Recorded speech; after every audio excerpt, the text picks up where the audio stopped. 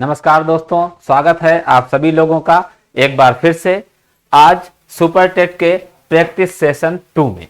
तो आज हम लोग सेकंड प्रैक्टिस सेट डिस्कस करेंगे। जैसा कि आप जानते हैं कि प्रैक्टिस सेट में मैं आप लोगों को सुपर टेट में पूछे जाने वाले सभी टाइप के क्वेश्चंस कराता हूं। तो चलिए शुरू करते हैं आज के पहले क्वेश्चन से। देखिए, एक छोटा सा ग्राफ आपको दिया है। एक क्वेश्चन आप लोगों के वहां ग्राफ से अक्सर आ रहा है। क्या है ग्राफ? यहां देखिए 2009, 2010, 2011, 12, 13, 14। तो 2009 से 2014 तक का डाटा है। क्या डाटा है? लिखा है एक फर्म का 2009 से 2014 तक गेहूं का उत्पादन दिखाया गया है। गेहूं का उत्पादन 2009 में गेहूं का उत्पादन 90 टन, 2010 में गेहूं का उत्पादन 110 टन। अब पूछे हैं विषम वर्षों का कुल उत्पादन सम वर्षों के कुल उत्पादन का कितना गुना है। ठीक है, यानी विषम वर्षों वाला उत्पादन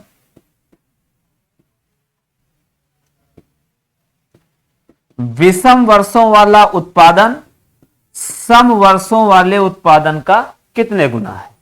तो विषम वर्ष माने ऑड ईयर्स। ऑड ईयर्स कौन से हैं? 2009, 2011, 2013। ये हैं आपके ऑड ईयर्स। 2009, 2011, 2013 विषम। तो इसमें कितना है? 90, 105 और 75। तो विषम वर्षों का टोटल प्रोडक्शन तो 105 और 75 180, 180 और 90 270। तो विषम वर्षों का प्रोडक्शन है 270। अब बटे में लिखना है सम वर्ष। ठीक है, सम वर्ष कौन से हैं? 2010, 2012, 2014। तो कौन कौन से हैं? 110, 130, 120। जोड़ो 100, 100, 200, 1 300, 30, 20, 50, 10, 60। तो बटे में आ गया 360। 0 0 काट दें। 9 3 27, 9 चौक 36। तो आ गया 3/4। 3/4 को काट दीजिए 0.75। तो विषम वर्षों का प्रोडक्शन सम वर्षों वाले प्रोडक्शन का कितने गुना हो गया? 0.75। तो आंसर कौन सा लगेगा? बी। अगले क्वेश्चन में देखिए, पूछा है यक्स स्क्वायर के गुणांक बताओ। तो यक्स स्क्वायर के गुणांक हम कैसे बताते? अगर कहीं लिखा है 5x स्क्वायर, अगर लिखा है 5x स्क्वायर, तो यक्स स्क्वायर के पहले जो लिखा है यही है यक्स स्क्वायर का गुणांक, कोफिशिएंट। ठीक, तो हमको यक्स स्क्वायर का गुणांक बताना है। देखिए, अगर हम इसका गुणा करेंगे तो तीनों में गुणा करना है। तो यदि हम इस x का गुणा करें 5 में और फिर इसका गुणा करें 3x में, तो x स्क्वायर बनेगा। क्योंकि x का 5 में करो तो 5x और फिर 3x में करो तो x स्क्वायर तब बनेगा जब 2 बार x का गुणा हो। ठीक, तो x का 5 में करेंगे, x का इसमें करेंगे, तो ये 5 और 3 15। तो यहां x स्क्वायर का गुणांक आ गया 15। दोबारा देखें, अगर x का गुणा 3x में करें, ठीक है, इसी x से कर रहे हैं, तो x गुणा x स्क्वायर तो बन गया, और x स्क्वायर बन गया कितना है? 3। और फिर इस 3 का गुणा 6 में, तो 6 3 18। तो x स्क्वायर का गुणांक कितना आ गया? 18। तीसरा, अगर हम इस 7 का गुणा करें किसमें? 7 का 3 में करो 21, और 21 का 3 में करो 63। तो x गुणा x स्क्वायर बनेगा और उसका कोफिशिएंट आया -63। तो टोटल गुणांक कितना हो गया? 15 18 जोड़ो, 15 18 जोड़ो, 63 में से घटाओ, तो 15 और 18 जोड़ो तो आएगा कितना? 33। तो 33 प्लस का हो गया, 63 माइनस का हो गया। तो 33 माइनस 63 करो तो कितना आया, -30। अब जनरल वे में ये मेथड आपका बेस्ट है, ठीक है, ये बेस्ट है। लेकिन किसी भी सवाल को करने के लिए मैं हर बार कहता हूं, अगर आपको वो चीजें बेसिक रूप से नहीं पता है तो आपके लिए हमेशा एक मुसीबत है, ठीक है। तो गणित पढ़ने का ढंग तो बेसिक से होता ही है। तो अगर वो बात आपको आती है तो यहां मेथड सबसे अच्छा यही है। अगर एक्स स्क्वायर का कोफिशिएंट चाहिए तो कहां कहां एक्स स्क्वायर आएगा, एक्स का 5 में करो, 5 का इसमें करो, तो एक्स गुणा एक्स स्क्वायर बन जाएगा। एक्स का 5 में करे, सॉरी एक्स का इसमें करे तो एक्स गुणा एक्स स्क्वायर बन जाएगा, फिर उसका 6 में करो। एक्स स्क्वायर बनना चाहिए। और अगर किसी को कुछ भी नहीं आता तो वो क्या करे, तो अगर कुछ नहीं आता तो भैया पूरा गुणा करो, x + 7 × 5 - 3x, पूरा पूरा गुणा करो। पहले इन दोनों का गुणा करो, जो आए उसमें इससे गुणा करो। तो इसका गुणा करें, 5 का 7 में करें 35, 5 का x में करो 5x, 3x का 7 में करो -21x, 3x का x में करो तो माइनस का 3x², ये आ गया। अब इसमें +5x -21x तो 35 -16x -3x²। अब ये जो आया इसमें फिर गुणा करें 3x - 6 से, तो 3x का इसमें गुणा करोगे तो x² नहीं आएगा, तो इससे मतलब नहीं। 3x का इसमें गुणा करो तो 16 × 3 = 48x²। 3x का इसमें गुणा करो तो x² नहीं आएगा, x³ आ जाएगा। 6 का इसमें करो तो 6 × 3 = 18, तो प्लस का 18x², तो माइनस का 48 और प्लस का 18, 48 में से 18 घटाओ तो आया -30, तो ये -30 आपका आंसर हो जाएगा। अगले सवाल पर देखते हैं। 10 सेमी त्रिज्या के एक वृत्त में वृत्त की जीवा केंद्र से 6 सेमी दूर है, तो जीवा की लंबाई बताओ।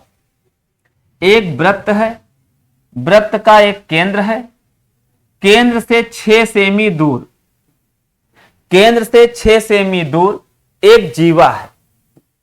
जीवा का नाम मान लेते हैं PQ। वृत्त का केंद्र मान लो O, केंद्र O से 6 सेमी दूर जीवा है PQ, और इस वृत्त की त्रिज्या है 10। तो अगर ये 10 है, ये 6 है, तो ये वाली कितनी होगी, इसको हम मान लें M। तो अगर समकोण त्रिभुज है तो समकोण त्रिभुज की भुजाएं होती हैं 6, 8, 10। समकोण त्रिभुज की भुजाएं होती हैं 6, 8, 10। तो ये 6 है, ये 10 है, तो ये कितना बना, 8 बना। और अगर इधर वाली भुजा 8 है तो इधर वाली भी 8 होगी। आधी ये होती है, आधी ये होती है, तो 8 ये 8 ये, कितना हो गया, 16। तो ये जो जीवा PQ है इसकी लंबाई कितनी आ गई, 16 सेंटीमीटर। अगले क्वेश्चन में देखते हैं। ये बहुत इंपॉर्टेंट सवाल है, कैलकुलेशन का क्वेश्चन है, बहुत आता है। ठीक, कैसे करेंगे, इस तरीके के सवाल हमेशा नीचे से सॉल्व करते हैं, यानी सबसे पहले ये वाला स्टेप सॉल्व किया जाएगा।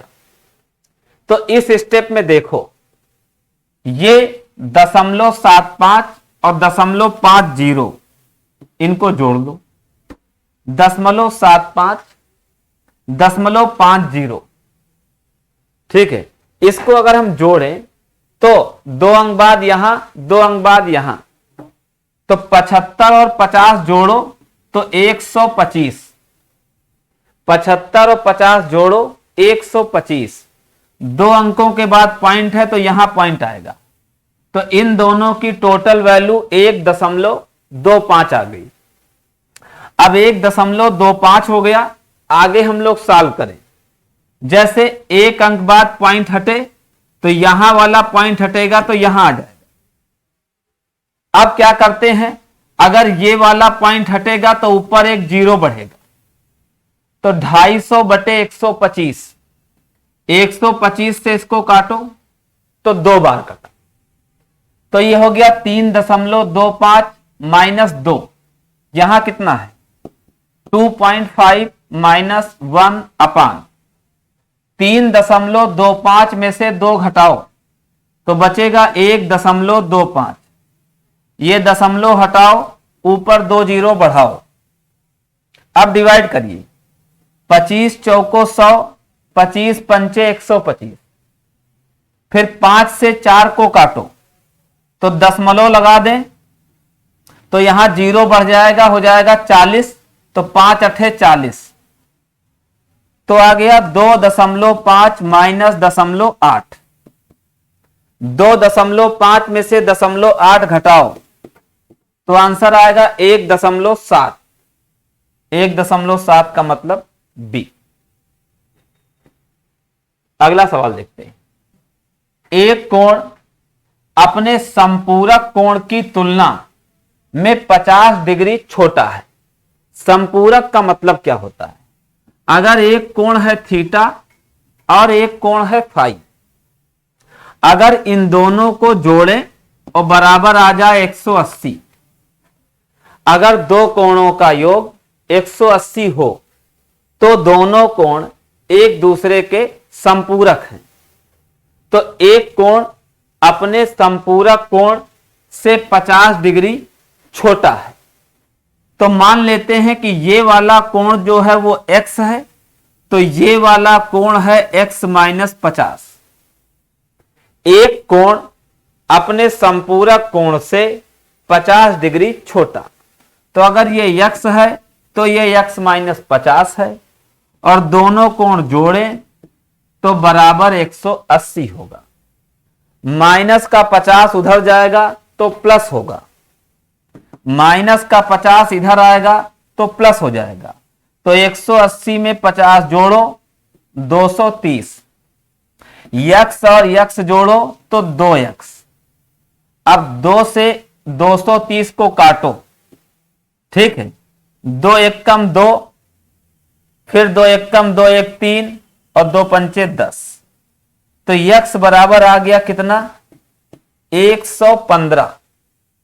यानी ये वाला कोण है 115 और ये वाला कोण होगा 115 माइनस 50, ये वाला कोण होगा कितना थीटा, थीटा बराबर है x माइनस 50, तो 115 माइनस 50 तो आ गया 65। तो जो कोण 50 डिग्री छोटा है ये वाला कोण आया 65, और जो 50 डिग्री बड़ा है वो आया 115। तो आपसे जो छोटा कोण है वो पूछा है, तो आंसर कितना होगा 65। अगला सवाल देखते हैं, 7 के स्थानीय मान का अंतर। तो यहां देखिए, ये वाला अगर हम 7 लेते हैं तो 7 के आगे 2 अंक, तो 2 जीरो, तो इस 7 का प्लेस वैल्यू 700।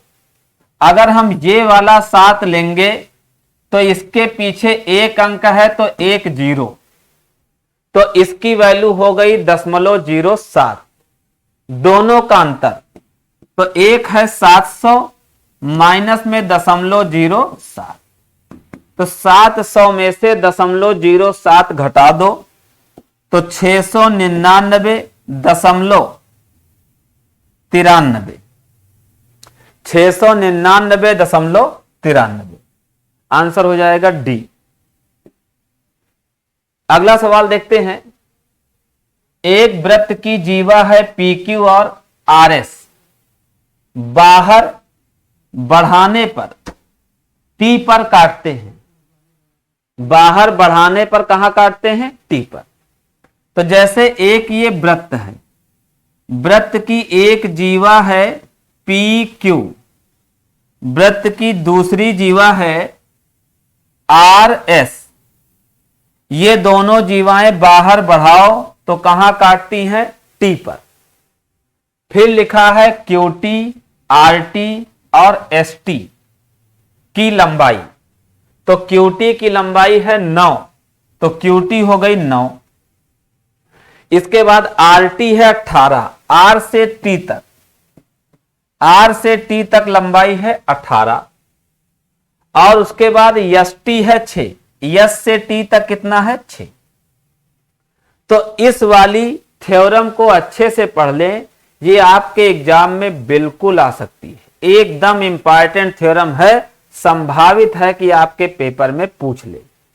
इसमें क्या होता है कि इधर वाला पार्ट क्यूटी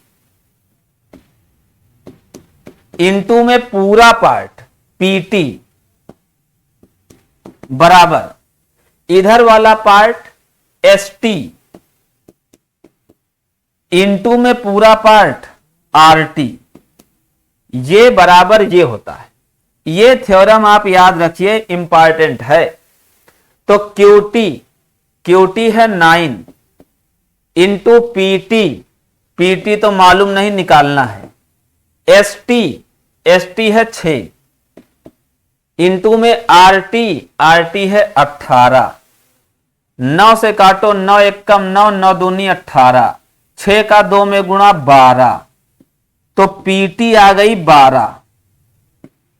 तो पी से टी तक जो लंबाई है ये हो गई 12। अब सोचो, ये पूरी लंबाई पीटी 12 आ गई, और पीटी की लंबाई ही पूछे कि पीटी की लंबाई बताओ, तो पीटी की लंबाई 12। अगला क्वेश्चन देखें। ये क्वेश्चन बहुत इंपॉर्टेंट है, बहुत पूछा जाता है, बहुत पूछा जाता है।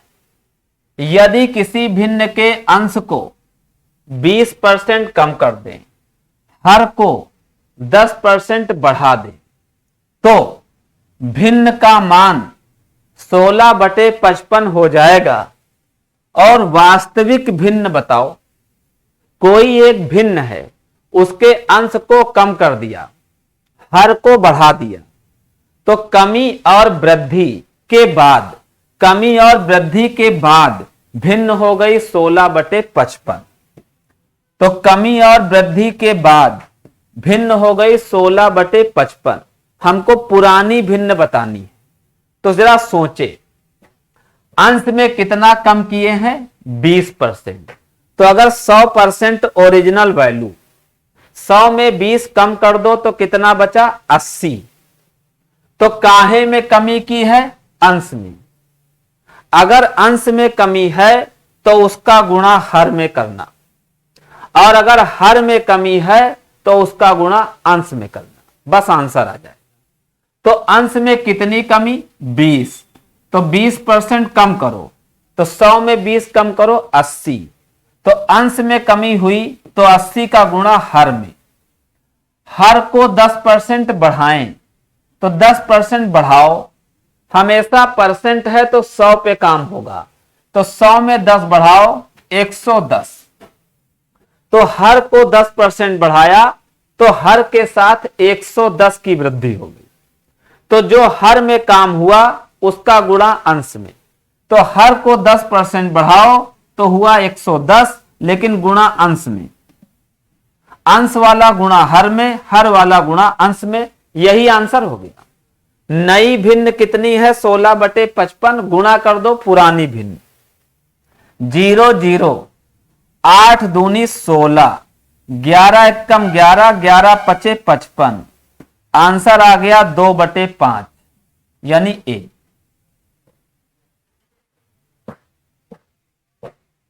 किसी प्राकृतिक संख्या का प्रत्येक अंक या तो 3 है या फिर 4 है।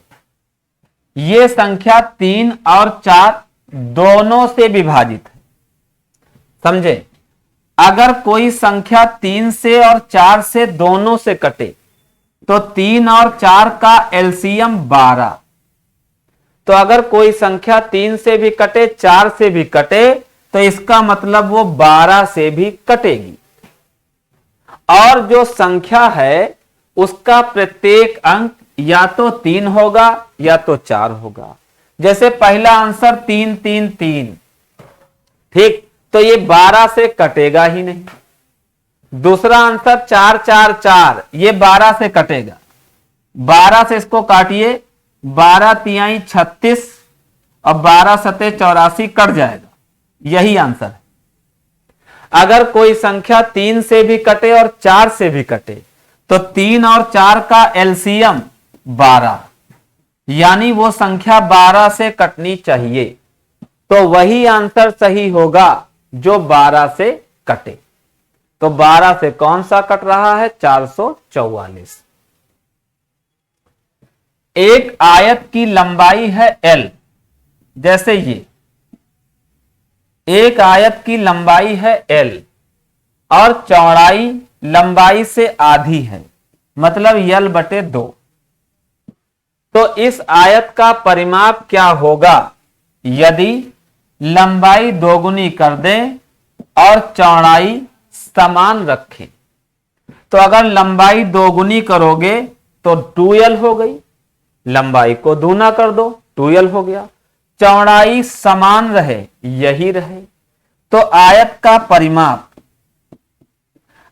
का परिमाप होता है 2 गुणा लंबाई प्लस चौड़ाई। तो भाई 2 तो ठीक है, लंबाई है 2L और प्लस चौड़ाई है L/2, जोड़ लो। 2L में L/2 जोड़ो, है ना। 2 का 2 में गुणा 4, 1 का गुणा 1 में 4 1 5। तो कितना आ जाएगा? 2 गुणे 5L/2 और 2 2 काट दो। तो कितना आंसर आ गया परिमाप? 5L। ठीक है। तो आज के इस प्रैक्टिस सेशन में इतने ही क्वेश्चन। आप लोग कमेंट के माध्यम से मुझे जरूर सूचित करें कि आप लोगों को इस प्रैक्टिस सेशन से क्या लाभ मिल रहा है, कितनी बात आप समझ पा रहे हैं। अगर आपको कोई कंफ्यूजन है या कुछ और तरीके से आप चाहते हैं तो जरूर कमेंट में लिखें। मैं इसीलिए केवल आप लोगों को प्रैक्टिस सेट करा रहा हूं कि आपको इससे प्रॉफिट हो। तो आपको कितना प्रॉफिट होता है, कितना अच्छे से आप सीख पा रहे हैं, क्या आपकी नीड है, ठीक है, जरूर आप कमेंट के माध्यम से मुझे सूचित करें। क्योंकि जब पढ़ा रहा हूं और आप ही लोगों के लिए पढ़ा रहा हूं तो जो पढ़ाऊं वो आप तक पहुंचे और एग्जाम में आप लोगों के क्वेश्चन सही हो, यही एक उद्देश्य अब बच रहा है। ठीक है। तो आप मुझे सूचना देंगे कि आपको कैसी जरूरतें हैं, कैसा मैं आपको पढ़ा रहा हूं, कितना सफल है ये प्रयोग। ठीक। तो ये सारी बातें आप कमेंट के माध्यम से मुझे सूचित करें, मैं जरूर आप लोगों की बातों को ध्यान में लूंगा। तो आप सभी लोगों का एक बार फिर से बहुत बहुत धन्यवाद वीडियोस को देखने के लिए और कमेंट करने के लिए। और सारे लोग चैनल को सब्सक्राइब कर दें। मेरे इस वीडियो के नीचे टेलीग्राम ग्रुप का लिंक दिया है, वो सारे लोग टेलीग्राम ग्रुप लिंक को ज्वाइन कर लें। वहां पर हम लोग अपनी सारी वीडियोस आपको लगातार भेजते रहेंगे। इसी के साथ आज की क्लास में इतना ही। आप सारे लोगों का एक बार फिर से बहुत बहुत धन्यवाद। Thank you very much.